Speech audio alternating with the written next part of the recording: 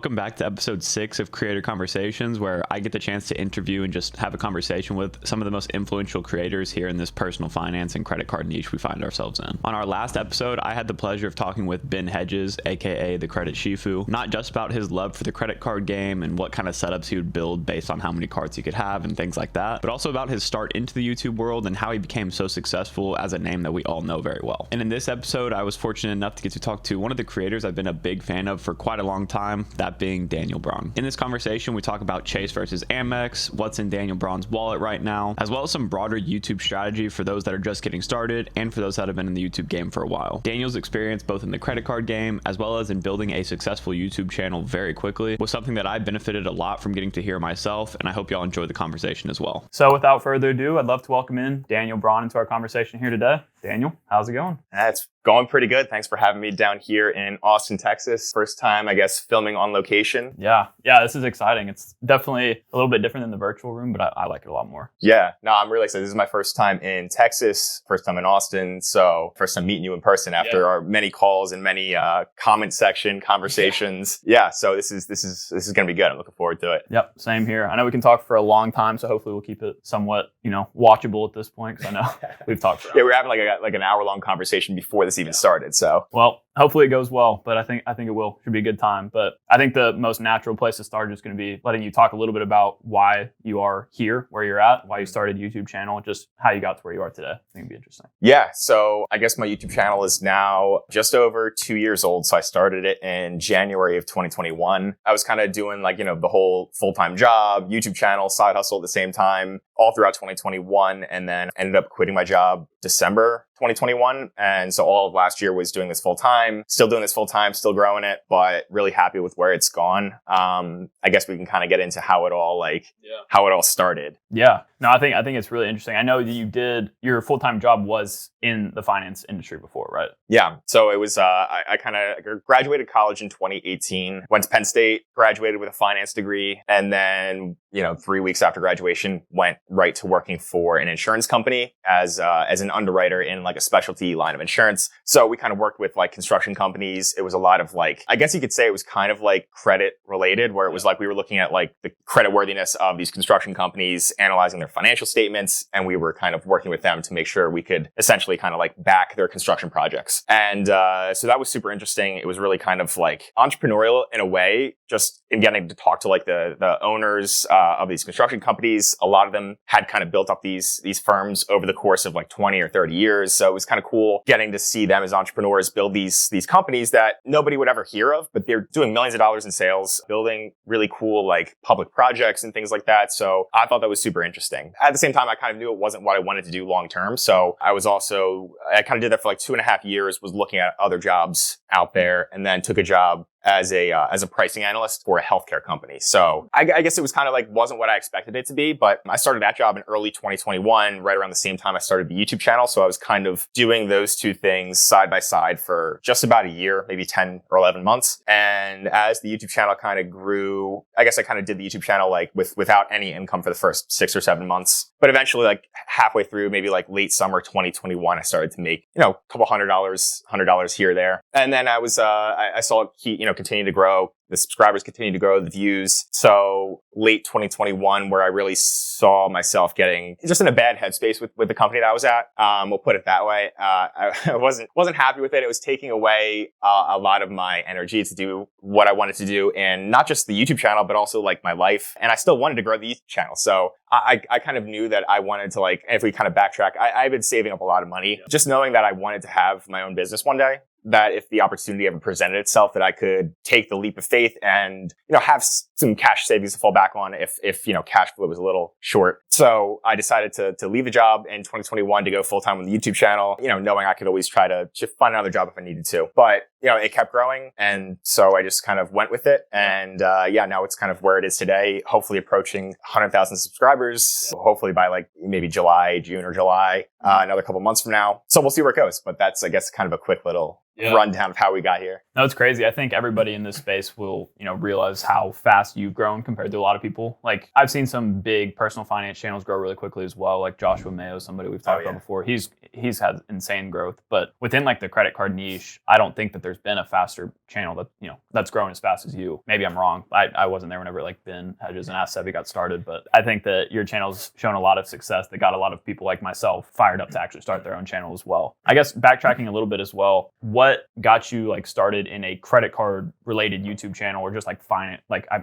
guess general finance makes sense, but why specifically credit cards? So it really was just sort of like, I think anybody that starts a channel in this space kind of like, we all take inspiration from the channels that came before us. So for me, it was always like the channels like Ask Sebi or Ben Hedges with the Credit Shifu or just general finance stuff. Like I was really big into watching Graham Stephan or like Daniel Braun or any of those channels. So I think it was seeing all these channels. They talked about credit cards, which I was passionate about. They talked about finance, which I was passionate about. And then kind of some of them started talking about like their income breakdowns and how much they were making. So I remember thinking to myself, like I would see like Graham Stephan making millions of dollars a year, which is just absolutely insane. And he's the top of the pyramid for everybody here. But I remember just thinking if I could make, 2% of what he makes, I can replace my full-time income. So I think when I kind of looked at it through that lens, it was just like, all right, if I could give myself the time, kind of commit to doing this, we'll see where it goes. But so I would say I kind of started my channel as being like more of like trying to be personal finance in general. Yeah. I think it's very hard to do though. And I've kind of learned that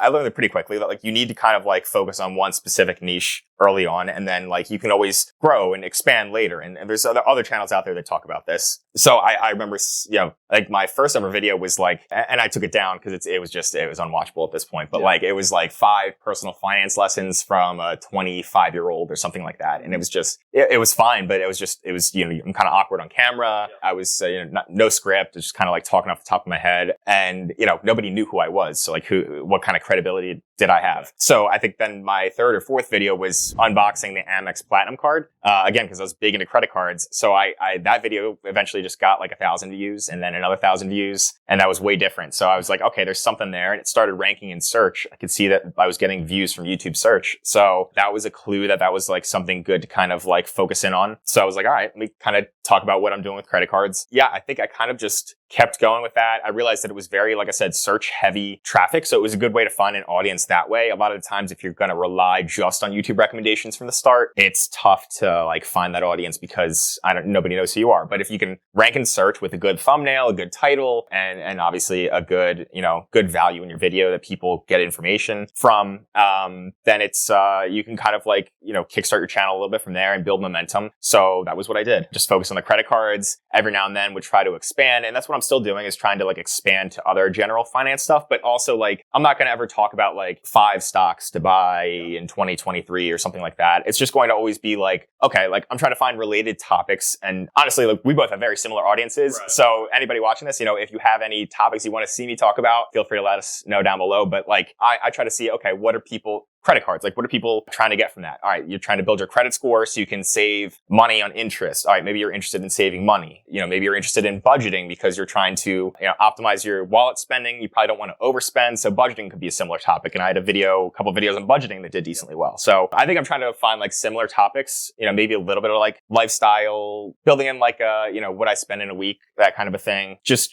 similar topics that I see working for other channels. But yeah, for the most part, it's always going to center around credit cards, credit scores, just smart everyday financial habits. Because I think that's what credit cards really are, is like they're your everyday financial habits. Like you're optimizing your spending, you're getting a little bit back in return, you're traveling for, significantly less. That's more everyday stuff. The long-term stuff is like the investing, thinking 20, 30, 40 years ahead. I'm not thinking that far ahead with my travel optimization strategy with credit cards. Credit scores, that's maybe more of a long-term thing because obviously that is going to play a role in your long-term ability to, finance the purchase of a house at a lower interest rate, something like that. But yeah, I guess that's kind of like how I would see my channel playing out and kind of how I focused in on the credit card stuff. Yeah, that makes sense. It's like once you find that one thing that does well, you kind of just double down on it. Mm-hmm. I'm curious too, because I know we've talked a lot about it, that you are somebody that's also just very interested in like the YouTube strategy side of things, like not just, how to build a channel about credit cards, but I'm wondering when you kind of got really interested in the YouTube strategy as well as like,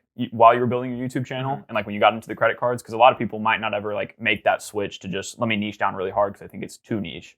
But whenever I started reading books about it, that was what they told you to do, is niche down. So I was kind of wondering when those two things kind of played into each other. Yeah, the whole YouTube strategy thing. Like, I've been obsessed with YouTube for like as long as I can remember. I never thought I would. Oh, I'll take it back. Maybe I thought I was going to start a YouTube channel, but I can remember having my first, like, I had the first generation iPod Touch that, like, before the App Store was even a thing, and it had YouTube preloaded as a app on the phone. And I remember like watching, just YouTube videos. I would watch literally like I've just gone from like different like niche to niche over the years. So I would watch like tech videos, unboxing videos. I remember like if I was going to get a new Verizon like flip phone, I would watch an unboxing video for that. I would go through like my sneakerhead phase in high school, play basketball. So I would get like the Air Jordans and I watch people like do all these unboxings of that. I'd see like the sneaker test of like which are the best for basketball.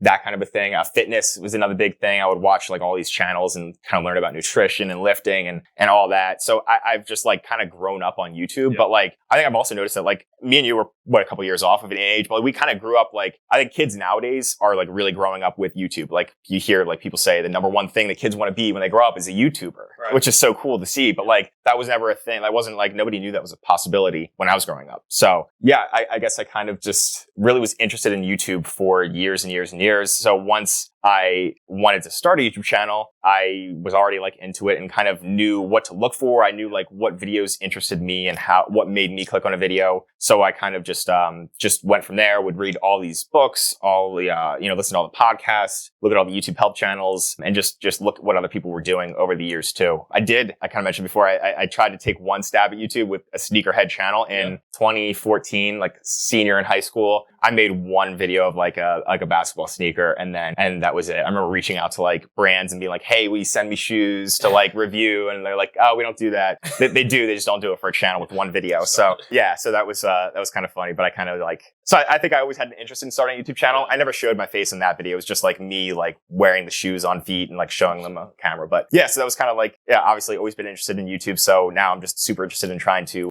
like learn about the strategy of it. And honestly, even after who knows how long the credit card channel and then this, personal finance channel stuff will last, but like I'm even interested in like just working with YouTube stuff, just going forward. YouTube marketing, it's all that stuff I love. Yeah, it's super interesting because I think a lot of creators have a similar like start to their YouTube journey. Like I'm the same way. I grew up on YouTube. Like I've never watched really TV. I mean, I did whenever I was a kid, but like I don't watch like Netflix now. I only watch YouTube. Same. And that's just, I think, how a lot of people, like I remember I talked to Chase Yokoyama in one of these interviews before, and he said the exact same thing. Yeah. I kind of grew up around it. I also made a couple of channels when I was younger. Like, I mean, I think whenever I was like 8 or 9, I was making like videos with my friends, like little skits, like way back when. But yeah, and then I did some of the gaming stuff too. So, I don't know. I played a lot of video games. Yeah. I think I've always been like the kind of person that I get really, really passionate about things. And I'm also not uncomfortable to get in front of a camera and talk to other people about it, which I think is like that final step in like reaching. So it holds a lot of people back. Right. Yeah, big time. It's really funny just to see how so many of us are similar in that way. Yeah. Yeah, no, I mean, honestly, like that's what like, I remember for the longest time, I want to say even back to like, probably after I graduated college, I remember trying to start all these side hustles and being like, okay, I should try this. I should try the drop shipping. I should try, I don't know, just all these small things. And, I remember trying to sell something. I was trying to like invent stuff or like create a little prototype of some wallet, or like I would just do all these like small little things. And I was like, all right, I think I was like thinking too big. And then once I had that first job out of college and I saw like those construction companies, like I said, that like nobody is probably ever heard of, but they're doing millions of dollars in sales. They're making very good money. They're very happy with their life. They've built something. They feel very fulfilled. So I think that kind of showed me, okay, you don't need to like think too big. You can really make a lot of money and do some really purposeful things that provide people with a lot of value in so many other ways. And then YouTube was kind of just like one of those things that I was like, all right, let me give this a shot. And but you have to like, first of all, take the first step of just start filming. Like a lot of people will ask me questions. I'll get DMs and emails, and people ask like, okay, is there any tips you would have? And it sounds so basic, but like literally you just have to like, you have to start, you have to film your first video, and the first 20 to 30 videos are going to stink. Like that's just kind of how it is. You just have to like push through that and keep going, because you need to get the reps in. Without that, you're just never going to see what works, what doesn't. You're never going to get comfortable on camera. Like hopefully I'm a little bit more comfortable now on camera than I was before. But yeah, it's just kind of all there is to it. Right. No, I completely agree. The way I got started was I watched a lot of Ali Abdaal, who I think we both watched. I love him, yeah. And I took his, I don't remember why I was like so like motivated to start it. Honestly, I remember in the beginning, I also watched the same videos you did, where you watch the income breakdowns and you just see, it was like the season for everybody to post like how much I made on YouTube with, X. And so I started watching a lot of those, got really inspired, and I was starting my credit card journey as well. And my whole idea I just want to document it from somebody that's basically starting from scratch. But I was watching Ali a lot too. And he posted like a course on Skillshare where it's basically just how to start a YouTube channel. And I signed up for his like free trial and watched it like over the course of a weekend. And in that course, he makes you post like your first 2 videos. And the first one is literally just pulling out your phone and like saying hi to the camera for like a minute and just uploading it. Because nobody's going to see it. Yeah, exactly. Your first videos, nobody are going to see, and you can just private them after you do it. But that one step pushed me so much further in like getting started with the channel than anything else did. Yeah. I mean, that's honestly like, it sounds so simple, and it's just like, it sounds so cliche to say it, but like so many people will just, they'll be so worried like, oh, my friends are going to find this. They're going to make fun of me. Well, like, all right, first of all, they're not going to find it. Like that's what I learned. Like your video is not going to blow up first try. It's just not going to happen. So nobody's going to find it. But if for some reason it does blow up, it means you probably did something right. Or if like your first 10 videos were doing really well and your channel explodes, all right, you're doing something right. And your friends are probably going to be like, oh, what do you have going on here? They're going to be more curious than like, they might still laugh at you a little bit. But like, I mean, I didn't tell anybody about my channel. I think I didn't even tell my family until like a month before I quit my job. I was just like, it was just the only people that knew was me, my fiance, and my fiance's parents, because she told them when I had like 100 subscribers. But that was my own parents didn't even know until I had, I think, 2,500 subscribers. And then like a month after they found out, I was like, hey, I'm thinking of quitting my job, but like, I do have a little bit of income coming in, so I don't want you to think that I'm totally crazy here.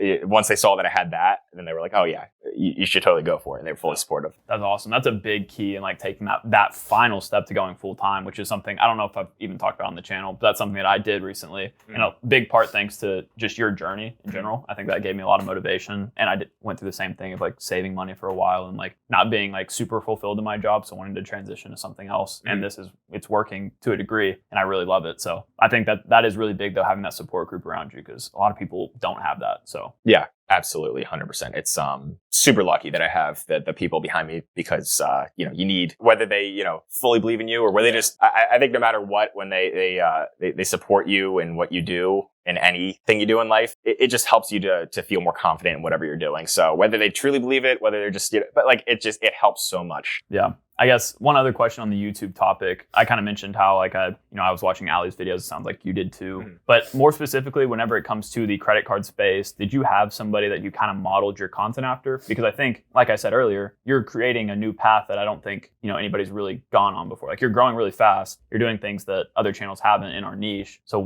did you model that after somebody, or is this kind of just like you've been just going for it? Yeah, no, I mean, I definitely, like I said, I would watch those finance credit card channels like I talked about with like the Ask Sebi, Ben Hedges, back when it was still Credit Shifu. So those were like the two channels. Even Brian Jung was another one that I saw him as just like, it just seemed like this super relatable guy. And I'm like, oh, he's just like a cool guy I feel like I could hang out with. And like, all right, he's talking about credit card stuff. He's talking about how that impacts his life. I feel like I kind of do that too. And I think I kind of got in at a good time where he was going to the crypto stuff. There's a whole bunch going on with just the pandemic. There was just, I don't know. I think it was also a general boost in credit card interest too, during the time that I started my channel, where it was like January 2021. I think there was a lot of like TikTok content and other like things that it was like spreading awareness of credit cards and travel and all that stuff. So I think that I got a boost to my channel from that. Maybe, I don't know. There's a number of like timing things that you can go into, but yeah, definitely like those 3 credit card channels were the ones I was watching the most. I mean, I could go off. And then that was just from like maybe like 4 years ago. But then since then, plenty of other channels have popped up. I can't even begin to like name them all. Yeah. So I would just see those channels and then started making my content. I remember, even one like Mark Flymail was one of the ones like I was watching him, and, I think he probably had like 2,000 subscribers at the time, and he commented on one of my videos when I maybe had like 100 subs, and I felt like that was just like super encouraging, like seeing like him doing that. So I love like anytime I see new channels pop up, I love commenting, and I remember commenting on your videos early on, and because like you never know, like your channel has blown up since then too, and like you never know where channels will go. And so my biggest thing is like I would rather like I love creating these connections early, and then it's just like cool, I get to see you grow and like feel like I'm an early investor in your channel, you know what I mean? But yeah, so those were the early channels that I kind of started with. Obviously, like plenty in the personal finance space as well, like I mentioned before, Graham Steffens and all that. But yeah, I guess I kind of just like saw those, but then at the same time, I was going to try to just figure out my own style along the way too. I think everybody kind of takes inspiration from each other in another way too, where you kind of like in real time, you're just like, all right, maybe I should try doing this editor or try, doing a thumbnail this way or something like that. So everybody takes inspiration from each other along the way too. So I think my style has just been like a mix of what I kind of like was watching for the past 5 or 6 years, in addition to like all the other current content going on right now. That makes a lot of sense. I think you're also somebody that's taken a lot of inspiration from places outside of just our niche. And we were talking about this earlier too. Yeah. I think that's a big thing that a lot of people might not do as much, but you can unlock a lot of like helpful keys by doing that. Yeah. No, I mean, I go and like I said, being like a YouTube fanatic, I will go and just like, I feel like part of my job is to actually watch YouTube. And that's something that like really, it feels so weird because I'll be like watching YouTube videos. I'll be eating lunch or something like that in my apartment, watching YouTube videos. And I feel like I'm not being productive. So it kind of like, it feels negative in that way. But at the same time, I do realize like I'm kind of getting inspiration and ideas for like, why did I click on this video specifically? Out of all the ones that were recommended to me on the homepage, I chose that one. Why did I choose that?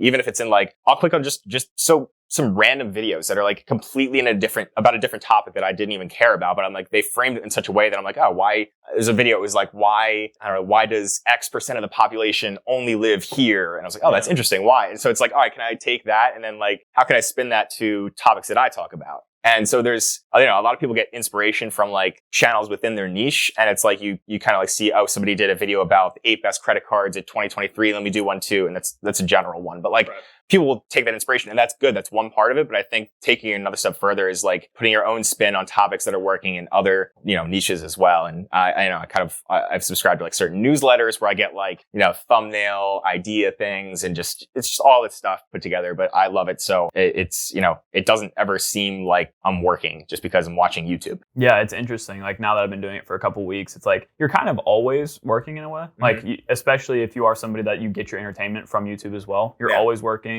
Or you're working on the weekends because you might be answering comments, you're doing random stuff like that. But at the end of the day, I think it all comes down to just being a student of like YouTube in general. And I think that's something that to me is entertainment, which is why I feel like really fulfilled by doing this and being able to make money from it. Like that's just like an added bonus because I do want to be spending all my time on this platform or just learning about it. Yeah, absolutely. But I think you hit something good too, where you're talking about there is, to a degree, like people that watch this, they know that a lot of us are making basically like the same videos with our own twists on it. And I think there's no other way to have YouTube like be a place for you to learn a lot of information. Like you have to be able to repurpose other people's things in your own way and actually provide value. And people that don't do that might not be as successful. But that next like area that you have to kind of accomplish some success in is going to be like creating completely your own content, which I'm excited to see what, you continue to do, because you've been pushing a lot of the envelope on just like credit card YouTubers, because I think that's actually one of my questions I wanted to bring up. I think that it's really hard to transition from just credit cards or just one niche, no matter what niche of YouTube you're in, into something more broad, even though that's like the path that you're supposed to take and everybody wants to take. I guess, what do you attribute to the success you found in transitioning at least some of your audience to like more general personal finance? Because you've had videos that are doing really, really well in personal finance. No, thank you. Yeah.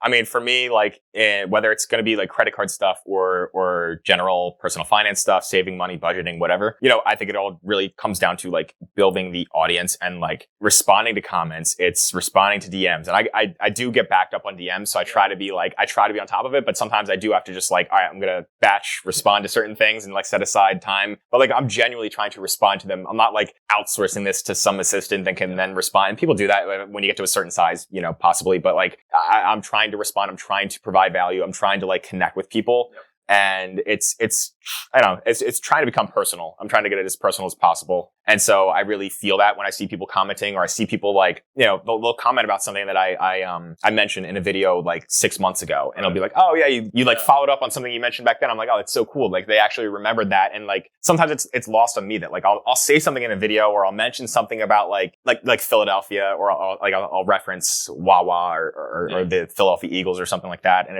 and then I'll get comments saying like, go Birds or something later on. So like, it's like those little like personal touches. I think that's such a big advantage of of YouTube is like the you in the word YouTube is just like you build that personal connection. You really build up that personal brand, and it's tough to do that. I think short form content plays a role in the whole thing of like there's short form. There's kind of like long form YouTube videos of like 10 to 15 minutes. And then there's podcasts. They each play a different role. And I think like the YouTube, that 10 to 15 minute video range is just like the perfect amount for like being able to explain things in depth, but also like kind of add a little bit about your own personal experiences around certain things. So I think that's, out of anything that's happened to my channel, I think YouTube's looking for a few things. They're looking for like, good retention, good click-through rates. Are people continuing to watch your videos? So the only way to do that is to really like build that connection. So I think it's only logical that like I want to be able to kind of just continue building that connection just as much as I can. Yeah, it's like it goes back to the whole idea of like if you have 1,000 like true loyal fans, like you can really like change the world in a way. I don't know what the exact quote is, but I've heard that before too. Yeah. And that's been something I've taken to heart too, is just like I'd rather build a smaller community with really like people that I'm really connected with than, just be like the biggest person out there because I'm posting a ton of shorts, but have no personal connection to anybody. And that's kind of my take on it. At the same time, I'm using all different kinds of forms of video to make those connections, including like these. Like people aren't necessarily going to watch an hour video or whatever it is, but the people that do are like serious fans of you or I, which I think is really cool, and that's the connection I want to build. So it is hard though, because that transition to more general things, maybe that's the thing, is that that transition, you have to have those loyal people that want to also just learn from you, not just the content. Oh yeah, you can get the information from a million different places. But if you want it to come from like, I want it to almost come from like a friend. Like I want that to be like how I come across, is that it's like, I feel like, maybe I have like a YouTube voice when I talk on camera. Hopefully this is more conversational, but like obviously the YouTube videos are scripted in a way that like it just sometimes you can't avoid that. But I hope it does come across in a way that's like a friend talking to you and just been like, oh, hey, we're just chatting at a bar and like talking about like, all right, how we're traveling, where are you going next week? How are you doing it? What points are you using or something like that? Right. And that also is the reason why I think, like as a viewer, I will watch the same topic of a video from 5-10 different people because I like them as the personality giving me the information. That's why everybody makes a What's in My Wallet every quarter. And that's why they're all successful, is because everybody has a different strategy. Everybody has a different way of presenting. And I think that's the cool part about YouTube. So speaking of What's in My Wallet videos, I think it'd be really interesting to just get you to talk about a little bit what credit cards you're using the most right now. Doesn't have to be a full What's in My Wallet, but like what are your cards that you can't really live without? Yeah, I mean, I feel like I talk a lot about on my channel, like Chase and American Express, and now more recently Bilt in there as well. Just because I view like Bilt points is very similar to Chase points in the way that I use them. And I know a lot of other people feel the same way too. So really like Chase, I love. Like Chase is great because it's got like, good sign up bonuses. It's easy to use. I always recommend it for beginners. Not only because of like the 524 rule, where it's like you want to probably get those cards first early on while you still can, but also just because it's so beginner friendly. Like those were the first cards that I got from, I was inspired from, like I said, those YouTubers that I would watch. They were always talking about the Chase trifecta and how it was a good place to start. And I completely agree. And it worked really well for me, which is why I continue to recommend it as like a good beginner setup to go with. So those cards, especially kind of like led by the Chase Sapphire Preferred, those are always like regularly in my wallet. The Sapphire Preferred, I don't use it as much for like everyday spending, but it's still, it's set for like auto pay on like, any YouTube Premium or Netflix, Hulu, like any streaming services where it's getting 3x. It's set for that. Set for maybe like a few recurring travel expenses, like Easy Pass maybe for tolls. But that's kind of it. I mean, I guess like Lyft, it gets like 5x on Lyft. Yeah. So for now, with a partner benefit. And then the other two, I mean, the Freedom Unlimited has just been my catch-all card for years. So that's just been 1.5 points per dollar on everything, just because, I'll kind of get to it, but because of, again, how you redeem those points. So I view 1.5 Chase points per dollar as better than just 2% cash back on something like, like the SoFi credit card or the Citi Double Cash, Wells Fargo Active Cash. And then the Freedom Flex, obviously just like rotating categories. So that's always just going to be a no-brainer for anybody's wallet, no annual fee. And if you can get that card, the Freedom Flex or the Unlimited, while there's like that, rotating 5x grocery category going on, all the better. Or gas too. Yeah. I got it for groceries last year, and then my fiance got it, or I got it 2 years ago, I think, with the groceries. And then my fiance got it like a year later. So we've had 5x on groceries with the Freedom Flex for the past like 2 years almost. Outside of that, obviously, like groceries is the one lacking category. Unless you get that special bonus, groceries is going to be lacking for the Chase trifecta, which is where Amex kind of comes in with the Amex Gold Card. And for me, like, I think it's just really good having like this. I talk about like points diversity on my channel. Just like it's good to have options, and there's a lot of overlap with those transfer partners, but also there's a lot of individual ones that are not available. So Amex has a lot more good flight transfer partners, airlines, and then Chase. The big one for me is they have United, but the big one for me is Hyatt. And we're actually filming this here from the Hyatt Regency. Maybe we'll throw in a little B-roll clip of the view here. Got upgraded to the Riverview Suite, so it's a pretty nice setup here. I love Chase. Like, so this is like a $400 a night room. I'm doing a 3-night stay here. I used a free night, and then the other 2 nights were for 12,000 points each, so 24,000 points for a stay that would have cost at least $1,200, $1,300. So that's just really good value there for me, because you can obviously pay in cash for hotels, but I feel like prices are just expensive. So not everybody wants to do the first class travel, and we can kind of get into like my thoughts on this too. But I like using business class. There's those types of flights when I can. Usually I use my Amex points for those, but I'm not as much into the luxury travel. I am when it makes sense, but like not for every single time. So it all depends. That's mostly for international flights. And, I haven't traveled internationally for a couple of years now. I'm traveling at the end of the year, so I use my Amex points for that. But the Chase stuff is just really good for like domestic travel. It's worked really well in that setup. And then Bilt is the new addition in there as well, just because it's like you're earning the points on rent with no transaction fees. And then it's transferable to Hyatt as well. So it's really Chase and Bilt transferable to Hyatt. And then Amex is just like, that's my grocery card. That's my dining card. And then I'm just kind of trying to balance out like between Chase points and Amex points. I'll have a video coming out I think after I reach 100,000 subscribers, I want to do like a kind of like a breakdown of not just like income from the YouTube channel, which I think is like interesting reaching that milestone, but also like the points, just because this is like a credit card focused channel. I want to break down like the points that I've earned, because people are always curious about that. And I think it's good to have like full transparency that, obviously I'm getting points from everyday spending, but being a content creator in this space too, there is like, you have the referral bonuses and a few other things in there. So I definitely have more points than the average person. Also, like, there's business owners that can earn more points than the average person too. So there's a lot of ways to go about it, but for the average everyday person, there's so many ways you can optimize and earn, sometimes double, even triple your points by using a few other like tactics that I've talked about in certain videos. But really at the core, Chase, Amex, Bilt, that's my main setup right now. I do have the City Custom Cash for 5% on gas by using it only for gas. Yeah, I mean, there's probably some other cards mixed in there, just hotel card here or there. But like those are like kind of the core part of my setup. And then I'm probably going to continue like rotating through different sign-up bonuses, different like business credit cards here and there. But for right now, I'm pretty I'll say well funded with points, especially on the Amex side right now. And you do also have the Amex Platinum, right? Yeah, it Amex only Platinum. comes into. It's one of those cards, kind of like the preferred for me, where I wouldn't put any spend on it really, because I'm not really booking. I don't want to be booking hotels or flights in cash, so those earning categories don't really matter much. Which it always really hurts me whenever you see people get a card like the Platinum and they put all of their spend on it, because obviously they're getting 1x basically on every purchase, unless they're booking a ton of flights in cash. But that hurts me. But I know that it's also one of those cards that you're going to use for all the credits. So I imagine that's one that's kind of like it is like a sock drawer card. Like it is just kind of like, and that's why it's not even like, I never mention it in like, unless there's some sort of like, if I have like a retention offer or something going on with it, then I'll,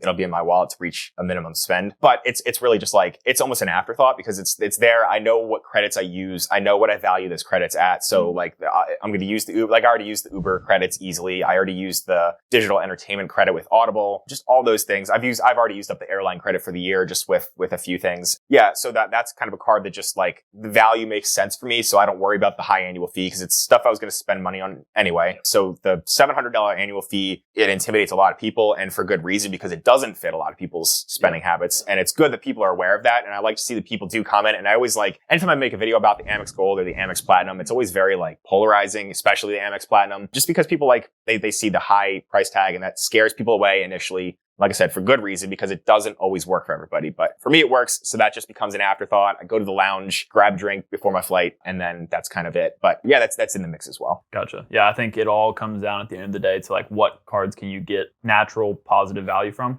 And by natural, I mean that you would have already spent the money on these credits, or maybe you're upgrading your lifestyle a little bit because you have these cards now. That's just part of the luxury that comes with it. But the main bulk of your value should be coming just naturally. And I think that's just like what I try to disclaim in like every video. And you can only make so many disclaimers. Mm-hmm. But at the end of the day, it's like, yeah, you do want to optimize your setup with like the no annual fee, Chase Freedom Flex, Chase Freedom Unlimited, just so that you never have to cancel those or worry if you're getting value. Mm-hmm. But supplementing those with the card like the Amex Platinum or the Chase Sapphire Preferred for that added value, really, when it comes to specifically travel, it's a lifestyle thing that some people don't consider, and they just want the Amex Platinum card because it's a platinum card. Some people just want the status symbol, and I know there's people out there like, maybe you have like a high 6-figure job and just you just pay for it. And it is, if you want it to be a status symbol, it's only a status symbol if you say that it is. Like, right. And everybody's going to think differently about it. Some people are just going to look at you like, what the hell are you thinking spending $700 on a little piece of metal? But for some people, it's just, all right, they're going to get it. They'll get the sign up bonus. And then hopefully they're smart about their points and stuff. But yeah, it kind of is what it is. But that's, that's another reason why, I know we talked about like, maybe we can get into Chase versus Amex a little bit, but like, that's another reason why I do prefer Chase over Amex, is just because like there's a lot less risk. So if I'm talking to like the average person, like there's going to be people that prefer Amex and there's going to be people that prefer Chase. But if I was to set up 100 people, I would definitely say that way more than 50 of those 100 people are going to lean towards Chase, just because there's lower annual fees. You can kind of upgrade or downgrade as you need to as well, which is you can't really downgrade out of an annual fee with the Amex card. Obviously, you can close a card. That's not always the end of the world, in certain circumstances. But with Chase, you can keep the same accounts open. You can open a Sapphire Preferred. You can downgrade it after a year, after you've got the sign up bonus, down to a Freedom Flex or Freedom Unlimited card. And then, you kind of do that. And you also can kind of, there's no once per lifetime language for the sign up bonus with Chase as well, which, Amex is, they say that in their terms, one sign up bonus kind of per card per lifetime. Some people get around that, I guess, after maybe a decade or something like that. You can maybe get around it. But for Chase, like, they have it on their front page that you're eligible for this if you've not received any Sapphire card or if you've not received a bonus on the Sapphire card within the past 48 months and you do not currently have the card. So you can get the card 48 months later, you can downgrade it, and then you can get the card again. So that's actually what I'm coming up for. There's a higher, right now there's an elevated bonus, which we won't get into now, but like on the Sapphire Preferred that a lot of people are taking advantage of. I can't right now because I've had the card for just under 4 years, just under 48 months. But if the bonus goes up again, by the end of this year, I'll be at that, that 48-month mark, and I could potentially get the card again. So I think it's nice that Chase allows you to do that. I don't know how long they will allow you to do that, just as people have become more aware of this stuff. That's also another like unspoken thing, is that like we're playing by the credit card company's rules. So like all this stuff is just, this is what it is now, but a year, 2 years, 5 years from now, it could be completely different. There could be that legislation that's passed that restricts, or just sets greater restrictions on the way credit card companies can make money, which is going to affect their rewards. So we're playing by the rules. It's ever changing. There's devaluations of certain points currencies. So you just have to be flexible in everything that you do. You have to be open to options. And right now that works well for the people that are really into this stuff. Like for me and you, that we view this as a hobby. It's work for us. Doesn't feel like work, but it's also just above all else, it's like a hobby, stuff that we're passionate about. And it's fun and it pays you. So it's a hobby that pays you. I think Ask Sebby's said this before too. Yeah. It's a hobby that pays you. And that's why I kind of got into it in the first place. Yeah, right. I think you hit it like perfectly on the different or why Chase is so like valuable for the majority of people. I've always heard people refer to Chase's cards as like the people, like the average person's credit cards. Absolutely. Like that's just what they are. Like they're so easy to get value from. And that's why I love them. I'd like to hear from you though. I think we already kind of understand the answer to this, but if you had to pick between just Chase or Amex, and we'll go ahead and throw in the caveat that you can have a Visa card with Amex for your international travels, but what ecosystem would you choose between the two? Yeah, I would still choose Chase just because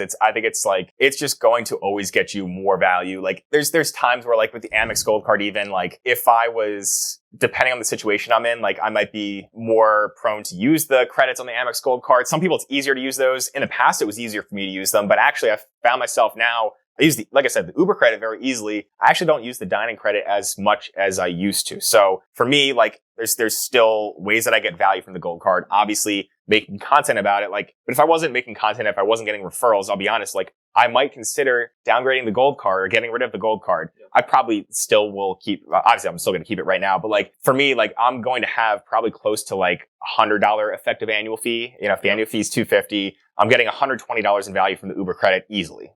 But then the dining credit, it's so specific. And like, every now and then I'll go through Grubhub or something like that, but I actually have food allergies. So I really don't like always eat out as much as some other people do. So I don't ever go to like Shake Shack really, and any of that. So yeah, the dining credit on the Amex Gold Card, it's become less valuable to me. So for me personally, it's still a card that I'm going to keep using as my default like card for getting 4x on groceries and dining, because it's good for that. And it beats Chase in that way, because obviously Chase doesn't have the grocery category outside of those special sign up bonuses or those the rotating Freedom Flex category that comes up every now and then, or the online Chase Sapphire preferred groceries. Yeah, and people, there's like workarounds for that, and people will comment on those things, and those are good. If you want to take the extra step, and like people will say you can buy your groceries online and then go pick it up, or I don't know, it creates extra work. And these credit card companies, they're betting that most people won't go and do that, just because you're gonna make an extra $20 over the course of a year by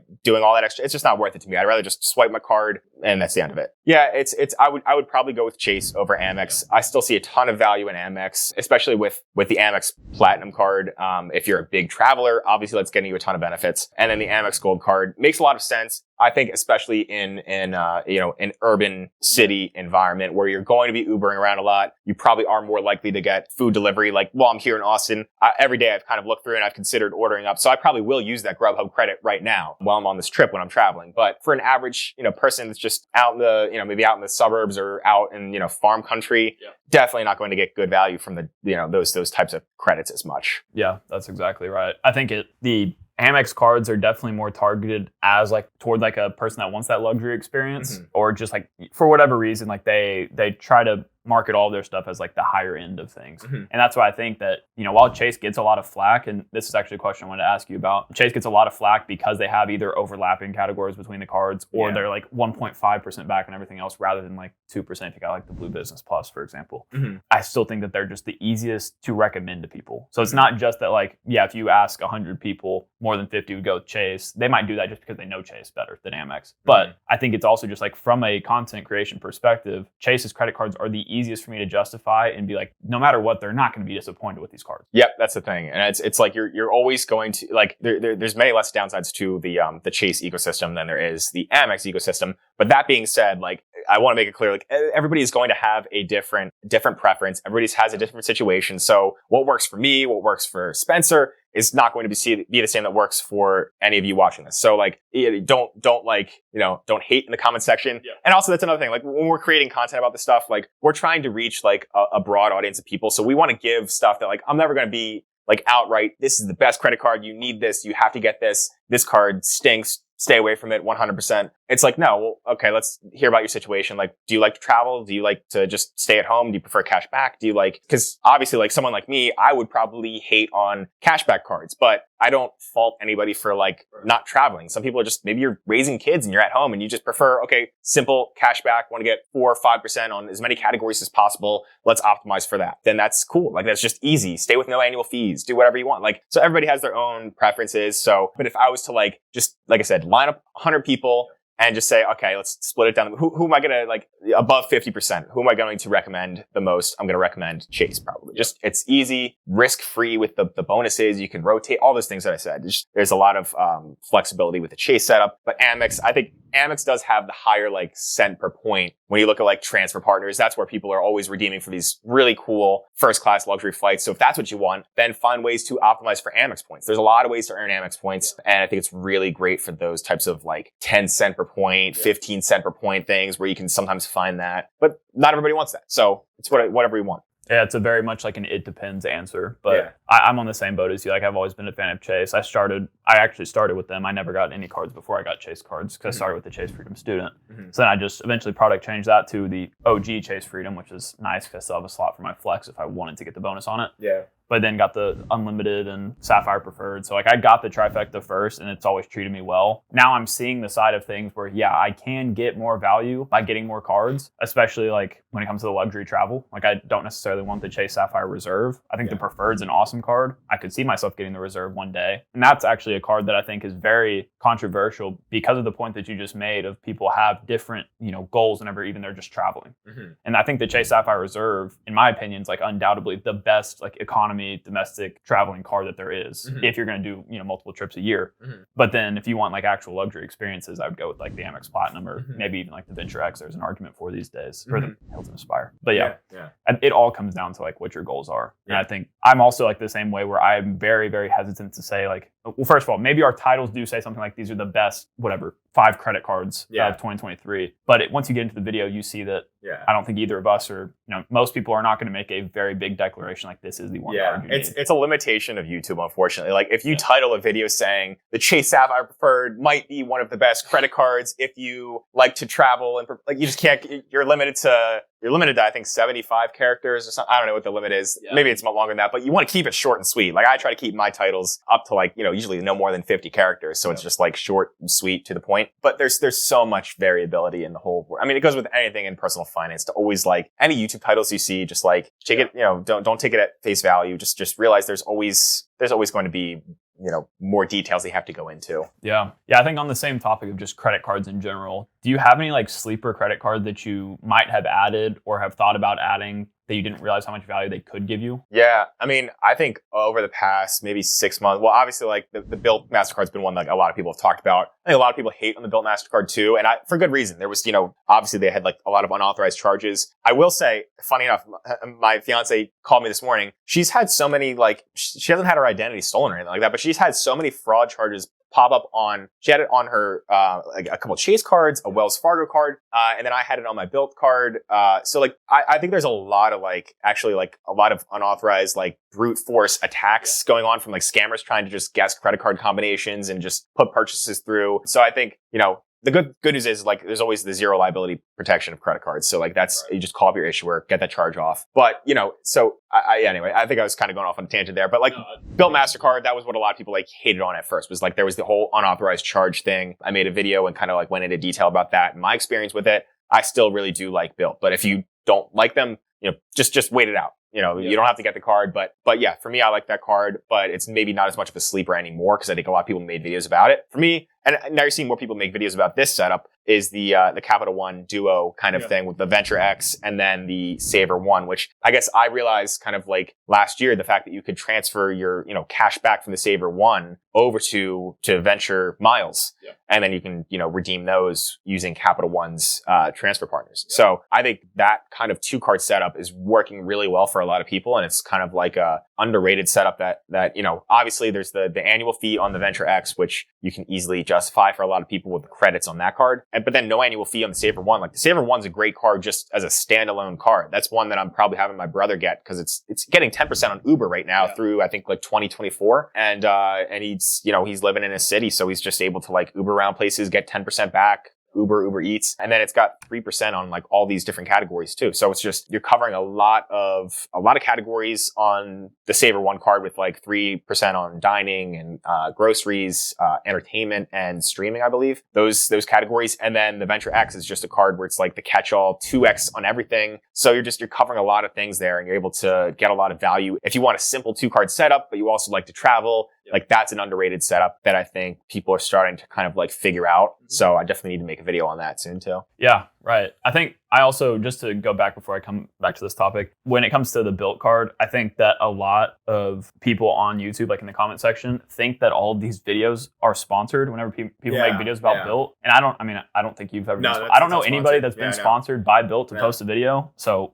hopefully people watching this will now realize that. Yeah. But yeah, I think that's a card that is getting a lot of hype right now, but I think it's all deserved for the most part. Yeah, no, for the most part it is. It's obviously like if anything's sponsored, like we always disclose it in the first, there's always a little window that pops up in the top like left corner of a YouTube video. There should be, as long as you're like disclosing it. And then that's if you receive an upfront payment. Sometimes you'll have, a lot of times we have like affiliate links. Mine's not a true, like I'm not working with Bilt, but I have the card myself and I use it to pay rent like every month, and I'm getting 2,200 points per month on rent for my, my rent. And so it's a card that like I use and talk about. Like I said, it's not going to be for everybody. If you don't want to get it, it's free points that add up at the end of the year. It can transfer to Hyatt and get you easily like 2 or 3 nights at a nice place. Like, so I think doing that every year, like that's kind of just a no-brainer for no annual fee for me, at least. Yeah. Obviously, we have then, our referral links. So we put those in the description where people, if you want to check it out, you can. We get then like a sign up bonus or I think it's like 2,500 points but it's like that's like just what we get, but it's not like if it's not a card we recommend, then we don't talk about it. Like there's plenty of other cards where I have that too, and I'm not going to just like push them out. Like we get referrals for any credit card we talk about. So the Bilt MasterCard is like no different than anything else. We're giving our honest opinion about it. And there's plenty of cards that pay pretty well commission-wise that, I kind of refuse to talk about. And a lot of us refuse to talk about because they're just not good cards. And the community realizes that. So, right. Yeah. It comes down to, I think that you can pick out there might be certain creators out there that are pushing the cards for just the money. But I think that it goes back to our very beginning of our conversation where we're talking about like building an actual relationship with y'all. Like this is, we're doing this because we love this, not because it's just for the money. Yeah. Like it's really nice that we're able to do it full time. But that's not, I want to get that clear because I've seen a lot of people comment that lately. Oh yeah, no. And it's luckily for me, and I've talked about this before. And like I said, I'll do an income breakdown, but like I'm lucky that like, this is why I love YouTube, because like the AdSense, and I don't want to rely too heavily on this because who knows, advertising, like there could be fluctuations, but like that makes up the majority of my total income for my channel. So like it's the views, like people watching my content. If I'm making bad content and the views aren't coming in, people aren't watching it, then I'm not getting paid. So it's not even, I obviously I have the credit card affiliate income, but like the YouTube AdSense is really like, that's what's important. And the only way to make that is to have views. And the only way to get views is to make content that people want to watch and don't get angry about. So so I'm trying to be fully transparent and honest about anything I put out there. And I know you are, everybody else like in this credit card world is too. It's just, there's a lot of responsibility when you put like your name on the line too, I think, which is interesting. Just these are our personal brands. So but Bilt, back to what we were saying, like, everybody's making videos about them because it is this like new thing. Like it's paying rent with a credit card is a wild thought that we've all like thought about before. Yeah. Like, why can't I pay rent with a credit card? So it's interesting that that's now like a thing. And, they do some cool promotions. Like I'm going to get Hyatt globalist status through Bilt this summertime because of a promotion they just did. So there's a lot of other like benefits that Bilt has going on besides the credit card itself. You don't even need to have the credit card to get this current like Hyatt globalist promotion that was going on. Right. So there's a lot of cool stuff going on. It's always nice when there's something new that pops up too.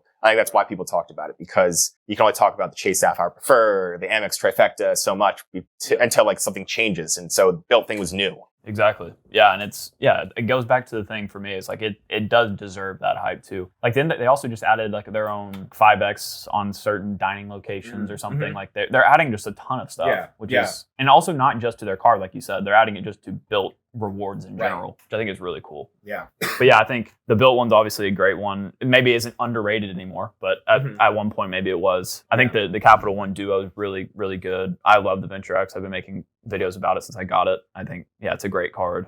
I was wondering too, I know you have the World of Hyatt card too. I wonder how much value you get out of that one. Yeah, that was one that like I would hope that they eventually kind of revamp that a little bit. Yeah. It doesn't have that much going for it other than like it's an okay sign up bonus. It's like you get I think 30,000 points when you spend maybe like $3,000 in 3 months or something like that. And then you get another up to 30,000 by getting like 2 points per dollar on everything for $15,000 to spend. So you can earn up to 60,000 points. So I use it as a card. It seemed like for me with that like high limit for the minimum spend for the bonus points, it was a card that I used to buy my engagement ring. So it was, putting the spend on that. It was at least going to be something that could help to, fund our honeymoon a little bit for, a night or two. And it gives you a free night every year too, right? So is that free night every year? Yeah. So that also, that's probably where this free night came from. Right. Yeah, it was actually that. So it's worth it just for that $95 annual fee. But the free night up to a category 4 for a room like this, that's worth $400. I'll gladly pay $95 to get a $400 room. Yeah. That's what you have to think about annual fees as, is you're paying upfront for something that you would have paid for anyway. I think people get it a little bit twisted sometimes where you see like the Platinum that has $1,500 worth of credits, but you're prepaying for those things. It's not like you're getting free money whenever you get these credits. Yeah. Like you have to still justify them. But I've considered getting the World of Hyatt card. also because like if you're under 524, that's like when you need to be adding your chase cards anyway. Yeah. I've been under that for a little bit until I got the Ventrax. But yeah, the bonus is just like, I'm like, can they please just bring out a little bit better bonus? But you know, they're doing fine, I guess. But it's a good hotel card. It works well. So now that we've talked a lot about like a bunch of different credit cards in this space, I think, you know, it's good to maybe transition back a little bit into the YouTube strategy, because I think we're both some, you know, people that are very passionate about that. I also know that I've had a lot of people in my comments or DMs or anything like that that have been asking me a lot about my tips for them. We kind of touched on this earlier as well. Mm-hmm. I think being somebody in your position who, you know, grew fairly quickly, you're now doing it full time. Like you've already gone through a lot of the steps of being successful on YouTube, and you're still going to keep growing. But do you have any specific like tips for those people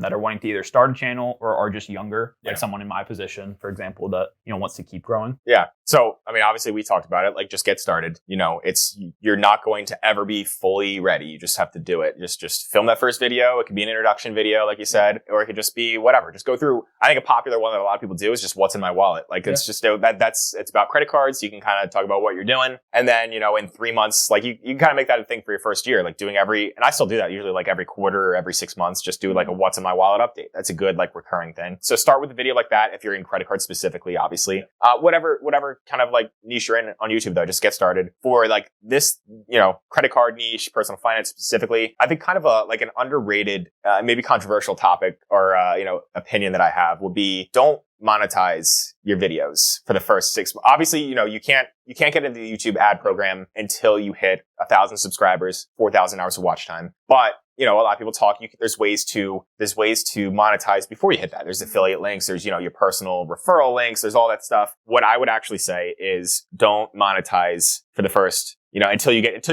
the YouTube partner program. Don't be putting your referral links. Don't be trying to refer people. Don't tell them to go use your credit cards. Don't waste, you know, 30 seconds saying, hey guys, like I talked about this credit card. If you want to help support the channel, really go ahead and use my, like, just because what you really want to do as you're starting is you want to keep people on the platform. So I would focus for your first, you know, however many videos, obviously get the first like 10 out there. From there, build a backlog of good searchable topics, focus on search, focus on evergreen content. Credit card stuff is very good because it's highly searchable. You can really rank for a specific term. So if you really want to like break into something, you know, maybe like a high traffic term like Amex Platinum card is hard to rank for in search right now compared to like a larger channel. But if you want to get very specific, you could like go down and look at like the World of Hyatt credit card, do a review on that or something so specific that only people are searching for, they're going to find that. And then, you know, work your way up into other like credit cards, other search topics like that, and expand from there. That's just, again, credit card specific as an example. But what I do see a lot of people doing is like, they'll put their personal referral links, and it's not wrong. You can do that. Obviously, it's up to you. But my goal and what I did was I tried to keep people on YouTube. I tried to think about what YouTube wants. So what YouTube really wants is like, you know, they want to have you watch a video. They want you to stay watching that video. And then they want you to watch another video on the platform so they can keep showing you ads. YouTube wants to play ads for you so they can make money, or you subscribe to YouTube Premium, like, you know,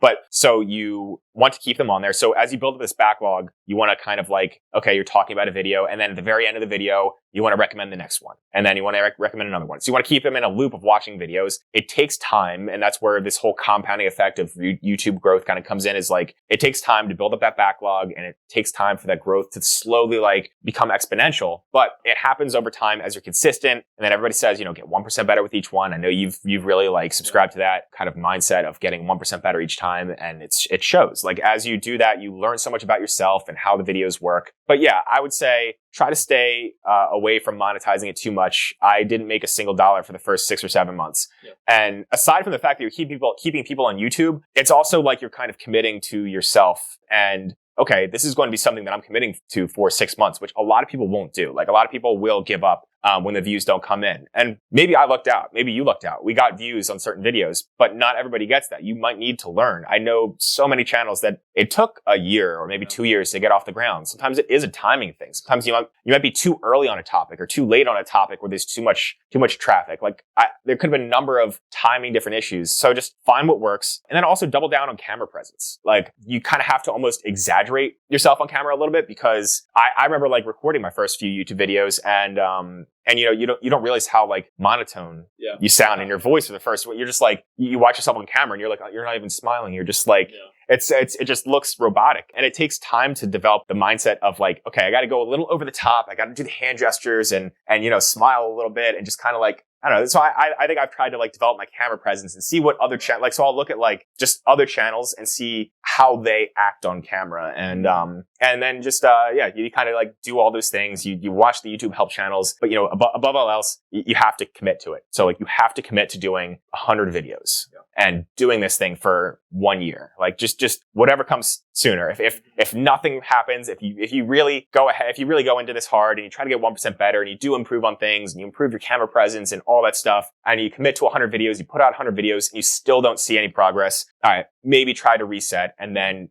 pursue a different like topic on YouTube or something like that. But like if you really commit to all those things, I guarantee you, and you stick to them and it's true, like you are going to find some sort of success. Right. I completely agree. I have friends that have either recently started one or have been thinking of starting a YouTube channel. And my whole, thing with them is when it comes to getting started, you can't get started with the main goal being monetization. Yeah.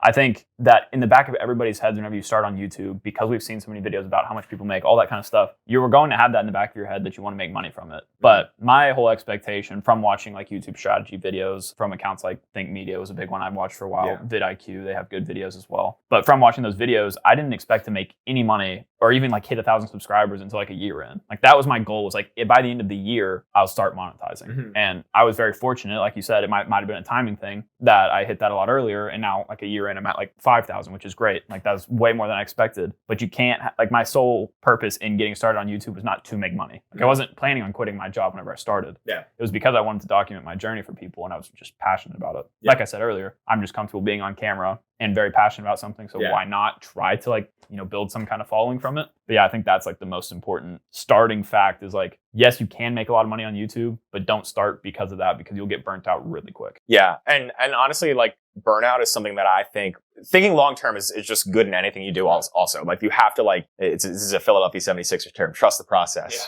You have to trust the process. You have to fall in love with the process of doing something. So that's what I found in anything that I've done in just general career stuff and just going to the gym. Like it doesn't start right away. It progresses over time. Same thing with YouTube. It doesn't start right away. It takes time. So thinking long term, and also with thinking long term, I think I'm only 2 years into this. Yep. I think a lot about YouTube burnout. Like that's what people really talk about. And like that. So right now, I'm like, I really want to go full speed ahead. I want to do this. I want to do this. I want to expand to this and pour more content out. But I'm also trying to just like take it all in and enjoy stuff and like just find a good like work-life balance, even though it doesn't feel like work, but just finding the balance in my life between like stuff I'm doing with other friends and family and all that. And, just taking time off and just really being in this for the long run. Because if you don't prepare for that, like I feel like YouTube burnout could get you. And luckily I have not experienced that at all yet. But I know that if I was to really I think the closest thing I came to experiencing the burnout was when I was doing this like as a side hustle and doing my full-time job. That's really tough too. You know that. Like it feels like you don't have any time because you're constantly thinking about things and your mind might be like on the YouTube channel while you're on the job and vice versa. So it's tough. So I just want to, for anybody out there, like I really do understand that like if you're doing this as a side hustle, which you 99% probably are, it's going to be challenging and finding that balance. But if you could just push through it and just be really structured, be really organized as much as possible. So I would do to-do lists. I would structure my schedule. I would commit to deadlines. And just, if you could do that for a set period of time, your goal doesn't have to be to quit your job either. Like can just be a fun side project. We know plenty of people in the credit card niche that they like what they do for work. And this is just like their passion project. Yeah. And you're able to make good money from the passion project as well here. But you're also just being in a community that you want to be in. Like we both liked this stuff before we even got into making content for ourselves. I think we're just crazy enough to get on camera. Yeah, exactly. It's like the unfair advantage. If you ever like read that book or heard of that term, it's like that is I think one of our unfair advantages. And anybody out there that wants to start a channel is like if you do have that fire, just realize that not that many people have that fire, and even if they do, an even smaller percentage will actually get on camera. Yeah. So that's the barrier to entry. Yep. When you look at it from on a surface level, there's not much of a barrier to entry to creating YouTube videos. The real barrier is the commitment to doing it long term and actually getting started and being on camera. Some people are so afraid of getting criticized and the negative feedback and the negative comments. And you get negative comments. I've gotten negative comments and all that stuff, but it's you feel sorry for the people that have to take time out of their day to like try to put somebody else down anonymously online. Yep. Like, so if somebody says something particularly like really like bad, you just block, and then you're just like poof, gone from your life. So, but 99% of the comments are just people like, hey, that's cool, I have this opinion instead. Oh, good. Like, or share your opinion. That's the point. Yeah, exactly. So yeah, no, I think that's great advice. I think further from getting started, like you said, I think the main things I tell people to focus on is one, like you said, YouTube wants people to see you clicking on their videos. So focus on like that thumbnail and title. I think that is arguably just as or more important than not more important than the content itself, but like the time you put to it should be at least equal to that, because it's like really important to get people to click. And then once you get them to click, it's like, can you get them to watch through, which is the content portion. And then that third wall is like, can you get people to not watch only that video, but watch more of your videos? And I think that's all you have to focus on with YouTube, at the same time just being consistent. And like that's why I set like a weekly schedule that I'd upload every Sunday at noon. That was my whole goal. And I did it on Sunday, mainly because I didn't see anybody else doing it really, besides like RJ from RJ Financial, but also because that was when I had the most amount of time to work on the channel. So I had to do it on the weekend. So I just pushed it back to Sunday. But yeah, just be consistent and just realize that you are in a very small like minority of people who want to do this. And that's a very like big thing to, take into account. So yeah. And we welcome everybody with open arms too. Like we all, I feel like everybody in this space, we all talk to each other pretty much. Like we have similar interests. So we are, more than willing to help. You guys can DM me on Instagram, comment down below, like whatever. It's I'm always willing to help people, because I feel so fortunate myself to be able to do this and like say that I do this for a living. And, it's my happiness has just gone like through the roof since I started the channel. It's so fulfilling. And like, that's always been my biggest thing. So trying to have an impact in some way. I never thought 5 years ago that it would be through a YouTube channel. Yeah. But I'm so glad that like it led me to this. And, I think maybe kind of being at home throughout the 2020 and all that stuff, that was kind of maybe another like unfair advantage that I had to start from too, where like I had a little bit more time on my hand than the average person might have now. But, you just got to just kind of play with the cards that you're dealt. Exactly. Yeah, I think that's great. I do want to open up just a last question here to you, or just open the floor to you to be able to talk about whatever goals you have for your channel or for your business going, through the rest of this year, just, the next 12 months, whatever it is. Because I think, like you said, I know that especially when you're doing it full time, you come up with a lot of ideas that you might want to do down the line, and it's a lot still, but I think it'd be really interesting to hear what you have planned going forward so we can, be watching out for it. Yeah, no, I mean, so I would say I try to set like specific, like maybe numbers, metrics, but I'm always going to try to aim high and then maybe fall short. Like I'd rather, instead of like making my goal, all right, I'm going to hit, my goal is 100,000 subscribers this year, but I'm already at 83 and we're less than halfway through the year. Like I'm going to hit that hopefully soon. So I'd rather set my goal. I think I set it at maybe like 250,000. Whether that's realistic or not, I don't care. Like if I set it at 250 and then I land at 150, 175, who knows what it would be, but like that's what my goal will be. Side note though, and we were talking about this before, the subscribers, it's in large part a vanity metric. It plays a role in certain things with, maybe brand deals and stuff like that. There's a credibility component to it as well. But really like the subscribers, at least for me, I found that like it kind of comes out to be about like 1% of my total views. So I have maybe like 8.3 million views and 83,000 subscribers roughly right now. So it kind of has always followed that for the past like life of my channel. So yeah, that's kind of the subscriber goal, would be somewhere around 250,000. And I'm going to work hard to get there, but it only comes from the views, and the views only come from putting good content out there. So I'm going to try to, part 2 of that is continue posting the good credit card content that people like to see, more examples of how to redeem your points very well, comparing all these different setups, but also expanding to other like similar topics. So that's where I'm going to really kind of play around with things, almost like for every like maybe like 3 to 4 credit card, credit type of videos, travel videos, I'm going to try to throw in one that's maybe more like, okay, like some of my experience around like saving money, budgeting, just general finance stuff, but maybe like kind of mix it together with credit cards too. That's what I've tried to do with a few recent videos. So we'll see where that goes, because I think that can kind of like raise my ceiling a little bit of where the channel can go. But that's kind of where I would hope from like, views, subscribers, that kind of a thing. Monetary, I'm just going to kind of go with the flow. Like I know what I made last year. I'll share that in another video, hopefully. And then I think, I don't want to force it, because I think you can easily force yourself to, hit certain revenue numbers, but you might only hit that by like saying yes to sponsors that you don't want to work with. So I feel like it's so cliche to say that like, oh, I say no to 99% of the people that reach out, but like I really do. And there's brands that I've seen other people make content about, and I'm not going to like say anything bad about anybody, but like they're not brands that I specifically use myself, so I'm not going to recommend them. So I don't want to take the money and then just like recommend something that I don't have. And so whatever. So, I think with brand deals, you can kind of push it pretty far. I'm going to keep, in each of my videos, I think I want to, remind everybody about the affiliate links down below, because those are always good resources where people can learn more about the best offers, but also help to support the channel at the same time. So it's like a win-win. Yeah. And then just as the views hopefully increase, that'll increase the AdSense. So I think just naturally any like business revenue goals will hopefully fall in place by the end of the year. And then from that, I want to maybe try to introduce like another income stream from the channel, hopefully expand to some sort of a digital product. And I'm trying to get like a little bit of feedback on that, working with somebody that on something I'm really excited about.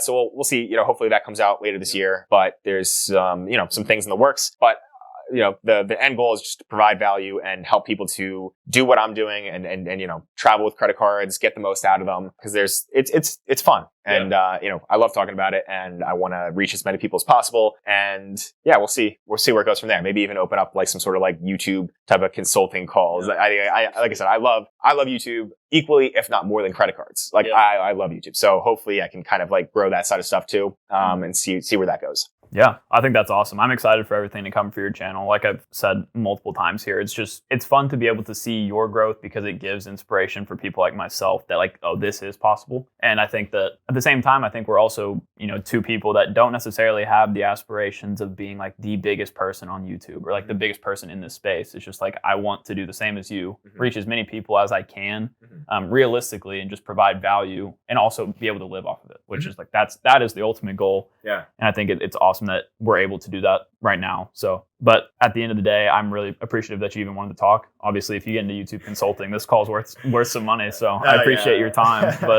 But yeah, so thank you for doing this. I think everybody will find it really valuable. And of course, I'll be linking everything of yours down below if someone hasn't heard of you at this point. But yeah, do you have any just final thoughts for anybody? And no, I mean, I'm always open to talking to people. Like I said, I do get a little like backed up with the DMs and stuff. Yeah. So I'm trying to stay on top of that. But reach out. It could be an email. It could be a DM on Instagram. Go subscribe, obviously. But like, give me feedback. Let me know what you guys want to see, whether it's credit card related or not credit card related. I'm just trying to talk about my journey through this stuff, document myself online a little bit, and put myself out there. But, I try to keep it as personal as possible, which is hard to do when you're doing it at scale with an audience, but I'm trying to keep it as personal as possible. So whether you're into the credit card stuff, whether you're trying to get started on YouTube in any way, reach out to me, because, I could talk. We probably have this thing go on for another hour, 2 hours, 3 hours. I could talk forever about this. Yeah, if we didn't have this like bulleted questions, we've been doing for a while. But, yeah, we're kind of limited by the camera equipment too, I think here.